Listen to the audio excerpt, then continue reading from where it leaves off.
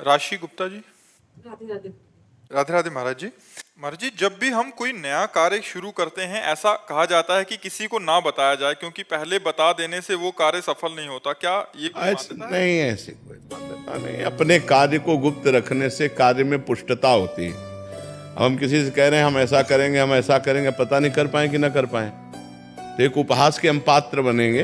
पहले हम अपने कार्य को गुप्त रखते हैं और हम करते हैं, और करके जब सफलता प्राप्त हो जाती है तब कह देते हैं, तो कोई परेशानी नहीं। उसका कोई ऐसा मतलब शास्त्रीय सिद्धांत नहीं है, पर वो एक लौकिक सिद्धांत है कि किसी कार्य को करने के पहले बाबूदी हम क्यों मारे, हम ऐसा करेंगे, हम ऐसा करेंगे, हम ऐसा करेंगे। जब हम हो जाएंगे तब वो सब पूरा समाज जान ही जाएगा, हम क्यों बोले, व्यर्थ की बात है। बकाया और कोई ऐसा नहीं कि आप बोल देंगे तो कार्य नहीं होगा, ऐसा नहीं। नीति के अनुसार भी महाराज जी, नीति शास्त्र में भी जैसे कोई दुश्मन उस कार्य में बाधा पहले उत्पन्न कर हाँ देता है। वही, हाँ, अपने कार्य को गुप्त रख करके जब कार्य की सफलता हो जाए तो अपने आप सब कोई जान जाएगा। हम पहले से क्यों उसको प्रकाशित करें। ये एक मतलब सामाजिक व्यवस्था के अंतर्गत है।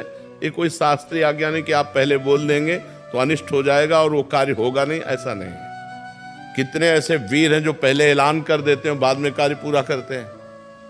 कितने ऐसे नियम वाले हैं, सुदृढ़ भाव वाले हैं जो पहले ऐलान कर देते हैं मैं ऐसा करूंगा, वैसा करके दिखा देते हैं।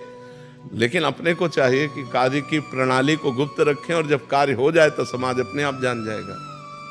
महाराज जी, अगर कोई निंदा कर रहा हो और आप सिर्फ सुन रहे हैं तो क्या हमें भी उतना ही पाप लगता है जितना निंदा करने वाले को? बिल्कुल। तो ऐसा क्या करें कि सुना हुआ निंदा माफी मिल जाए? ऐसे कान में अंगुली डाले सुने ना। जब निंदा हो रही हो, राधा राधा राधा राधा राधा राधा राधा राधा राधा उठ के चल दे वहां से। और जो पूर्व में सुना है मान लो किसी की, तो भगवान से क्षमा मांगे, क्योंकि भगवान ही सब रूपों में है। भगवान से ही प्रार्थना करें तो क्षमा हो जाएगी। आगे से सावधान रहें। जहाँ किसी की निंदा हो रही हो तो पर निंदा के किए ते आवत नहीं कछुआत, मूरख पर्वत पाप को ले चल अपने साथ, लेना न देना बेमतलब में पाप की पोटरी सिर पर बांध रहे हैं। अरे वो भला है बुरा है जैसा है भगवान जाने, हमको क्या मतलब। हमको अपना हृदय पवित्र करना है। तो किसी की बुराई सुनने से अपना हृदय अपवित्र होता है, मलिन होता है, हमारे ऊपर पाप चढ़ता है। तो हम पाप की बात क्यों सुने, उस समय तुरंत कान में अंगुली डालें। हाँ, और राधा राधा नाम उच्चारण इसलिए करें कि उसका कोई शब्द न पड़े। हम छोड़ करके तुरंत उस स्थान को चल दें जहाँ भक्त की निंदा हो रही हो, संत की निंदा हो रही हो, भगवान की निंदा हो रही, ये सब नहीं सुनना चाहिए। विजय पराशर जी, आगरा से। महाराज जी राधे राधे। महाराज जी, आपसे जानना चाहता हूँ कि जब हम लड्डू गोपाल जी को नहलाते हैं तो उस जल का निस्तारण कैसे करें? अभी तक तो मैं देखता आ रहा था कि हमारे परिवार उस जल को तुलसी जी के पौधे में डाल देते थे। क्या ये सही है महाराज? हाँ, थोड़ा तो चरणामृत ले, आचमन करे, और फिर अगर तुलसी जी हैं तो तुलसी जी में डाल दे, नहीं तो उसको एक पात्र में भर के रखता जाए, और फिर गंगा यमुना नदी में जो आसपास अपने पवित्र नदियाँ हों उनमें उसमें मिला दे। या तो ऐसे वृक्ष के घेरे में डाले जहाँ पैर ना पड़े, क्योंकि भगवान का स्नान का चरणामृत है ना। तो उचित यही है कि तुलसी जी के घेरे में डाले। जिसके घर में तुलसी जी नहीं है वो एक पात्र रख ले 5 लीटर 10 लीटर का, और उसी में डालता रहे, और जब भर जाए तो पास में जो नदी पवित्र हो वहाँ जा करके उसी में डाल दे। ऐसे ऐसे कर दे। या अब जैसे घर में 10-5 लोग हों, थोड़ा थोड़ा चरणामृत पिए तो सब पी जाएं। ठाकुर जी के स्नान का तो चरणामृत पान करना चाहिए, पर मान लो लीटरों में तैयार होता है तो अब कैसे पान करें? तो फिर उसको ऐसे प्रयोग कर दे, पीपल की जड़ में डाल दे, तुलसी जी की जड़ में डाल दे, या ऐसी लता में डाले जहाँ पैर न पड़े, या पावन नदियों में डाल दे। महाराज जी, ठाकुर जी के फूलों को पहले नदी में विसर्जित करते थे, अब क्या करें महाराज जी? किसी पास के सरोवर के तट में खोद करके और उनको समाधि दे दे। जैसे एकत्रित फूल हो गए तो 10-5 दिन के एकत्रित कर लिए, और किसी सरोवर नदी के तट पर गए और किनारे में खोद करके और उन फूलों को ऐसे कर दिया, उनको ऐसे। अमित कुमार जी। राधे राधे प्रभु।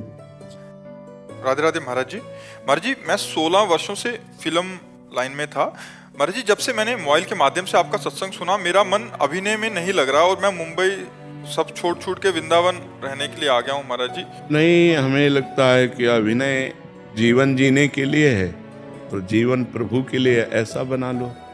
अभिनय करना जीवन जीने के लिए अर्थ मिलता है, और अर्थ से हमारे जीवन का पोषण होता है, और जीवन प्रभु के लिए कर ले तो इसमें कोई परेशानी नहीं होगी।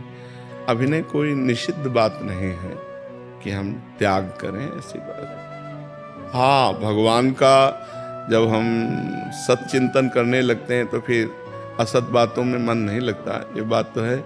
लेकिन जीवन जीने के लिए भगवान ने हमें यहाँ भेजा है, अपना अपना रोल है, सब अभिनय कर रहे हैं, सबका अभिनय, कोई माता का अभिनय, कोई पिता का अभिनय, कोई पति का अभिनय, कोई समाज के बहुत बड़े पद का अभिनय, सबको अभिनय। तो आपको जो अभिनय मिले वो आप अभिनय करो और भगवान का भजन करते रहो, तो क्या परेशानी है, नहीं? हाँ, ऐसा करो, क्योंकि जीवन सबका एक रोल है, सबको अभिनय करना पड़ रहा है।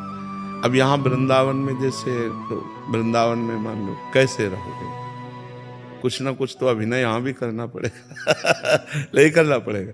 तो यहाँ कोई गलती का होने का चांस अगर हो तो हमें लगता है दूर रह के वृंदावन का चिंतन करे तो ज़्यादा अच्छा है। यहाँ रहकर अगर कोई हमसे पाप बनने लगे, कोई गंदी बातें बनने लगी, गंदे आचरण हो जाए, तो हमें लगता है दूर रहकर यहाँ आओगे तो तत्काल पाप नष्ट हो जाएंगे, क्योंकि धाम है ना, और धाम में पाप बन गया। मान लो जवान शरीर है, अब कहीं इधर उधर किसी से गंदी बातें हो जाएं तो सब गड़बड़ हो जाएगा ना। मैं सोचता हूँ छोड़ के यहीं रहने लगूं प्रभु जी, मन नहीं लग रहा बिना। बाबा जी बन रहा है क्या? मैं तो वैसे ही सोच रहा था। अरे बहुत कठिन है बाबा जी बनना, बहुत कठिन है बाबा जी बनना, सच्चाई का बाबा जी बनना। सच्चाई में चलने में हमें लगता है कि अगर भेष ना रखे और सच्ची भक्ति की जाए तो और ज़्यादा अच्छा है।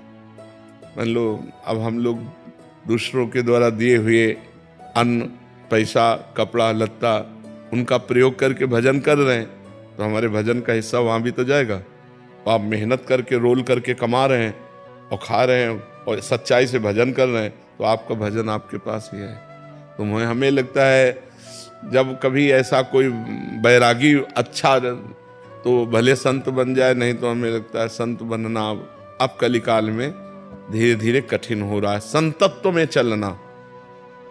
अब ऐसे ढोंग करना तो बहुत, लेकिन सच्चाई से चलने में बच्चों बहुत कठिन बात है, बहुत कठिन बात है। इसलिए हमें लगता है साधु वेश तो धरो मति, साधु बनो, अंदर से साधु बन जाओ और भेष संसारिक रखो और मेहनत करके कमाओ खाओ, दूसरों को खवाओ और खूब भजन करो, ये बढ़िया है। ठीक है, हाँ।